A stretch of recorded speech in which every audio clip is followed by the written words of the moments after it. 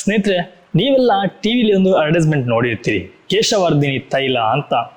ಈ ತೈಲವನ್ನು ಹಚ್ಚಿದ್ರೆ ಕೂದಲು ಉದ್ದ ಬೆಳೆಯುತ್ತೆ, ಕೂದಲ ರಕ್ಷಣೆ ಮಾಡುತ್ತೆ, ಕೂದಲು ಆರೋಗ್ಯ ಕಾಪಾಡುತ್ತೆ ಅಂತೇಳಿ ತುಂಬ ಜನ ಕೇಳಿದ್ದೀರಿ. ತುಂಬ ಜನ ಗೊತ್ತಿಲ್ಲ ಈ ಕೇಶವರ್ಧಿನಿ ತೈಲ ತಯಾರಾಗುವುದು ಯಾವುದರಿಂದ ಅಂತ.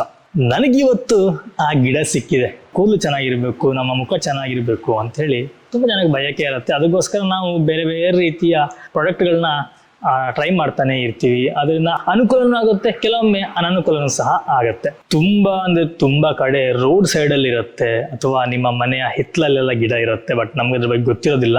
ಇದನ್ನ ಕೇವಲ ಕೇಶವರ್ಧನವಾಗಿ ಅಲ್ಲದೆ ಕೆಲವರು ಪಾಟ್ಗಳಲ್ಲಿ ಹಾಕಿ ಅಲಂಕಾರಿಕ ಗಿಡವಾಗಿ ಸಹ ಇದನ್ನ ಬೆಳೆಸ್ತಾರೆ.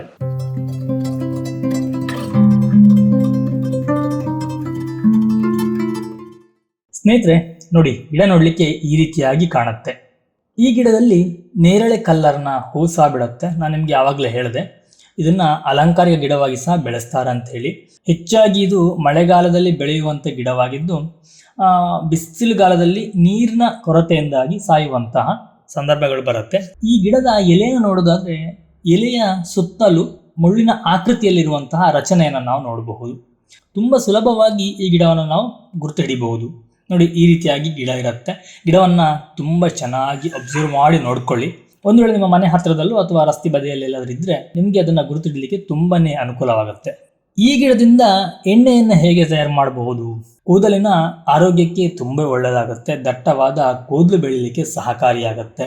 ಉದುರಿ ಹೋಗಿರುವಂತಹ ಕೂದಲು ಪುನಃ ಚಿಗುರು ಬರಲಿಕ್ಕೆ ಸಹ ಇದು ಸಹಕಾರಿಯಾಗುತ್ತೆ. ಆಯಿಲ್ ಮಾಡುವಂತ ಮೆಥಡ್ನ ವಿಡಿಯೋ ಬೇಕು ಅಂತಂದ್ರೆ ನನಗೆ ನೀವು ಕಮೆಂಟ್ ಅಲ್ಲಿ ತಿಳಿಸಿ. ಖಂಡಿತವಾಗ್ಲೂ ಮುಂದಿನ ದಿನದಲ್ಲಿ ಅದನ್ನು ಸಹ ನಾನು ಮಾಡಿ ತೋರಿಸ್ತೀನಿ.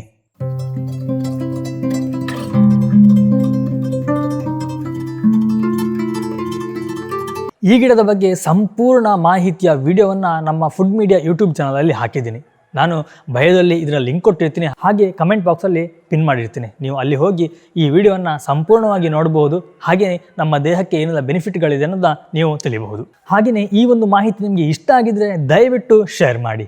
ನಿಮ್ಮ ಒಂದು ಶೇರು ನಮಗೆ ಇನ್ನೂ ಕೂಡ ಹೆಚ್ಚಿನ ಮೋಟಿವೇಶನ್ ಮಾಡುತ್ತೆ.